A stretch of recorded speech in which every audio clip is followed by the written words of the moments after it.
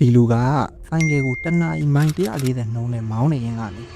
Very, very well. Now problems for Ross. He's there. Zarco's gone down, and he's taken out Dovizioso. Dovizioso's gone down as well. သူကဒီလိုထိခိုက်မှုအပြီးမှာဒဏ်ရာလည်းမရတယ်လို့ရိုးလည်းမကျိုးတာကြောင့်ဘာမှမဖြစ်တယ်လို့လမ်းလျှောက်ခဲ့ဒီလိုဘာမှမဖြစ်တာသူခန္ဓာကိုယ်ကမာကျောနေလို့မဟုတ်ပါဘူးသူဝတ်ထားတဲ့ဝတ်စုံလေးတစ်စုံကြောင့်ဒီဝတ်စုံကဘာတွေထူးခြားလို့ဒီလောက်အကျန်းခံနေရတာလဲဒီဝတ်စုံတွေကမော်တော် GP ပြိုင်ပွဲကြီးတွေမှာတုံးတဲ့ဝတ်စုံတွေဖြစ်ပြီးတော့တာမန်နေတွေ့နေကြမဟုတ်တဲ့တားပိုက်ကောင်တရေနဲ့ချုပ်ထားပါတယ်တားပိုက်ကောင်တရေကနွားတရေနဲ့ရှင်လိုက်10လပိုအကျန်းခံပြီး30ရာခိုင်နှုန်းလောက်ကိုပို့ပေါ့တာပါချုပ်တဲ့အခါမှာလည်း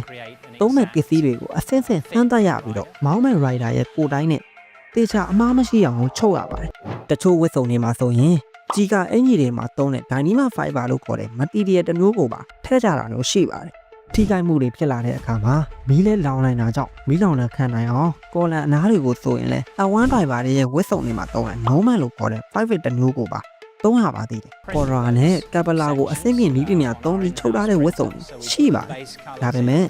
တားပိုက်ကောင်တရေလောက်အချမ်းမခံတာကြောင့်ကြံပွဲကြီးတွေမှာကတော့မသုံးတဲ့လောက်ကိုရှားပါတယ်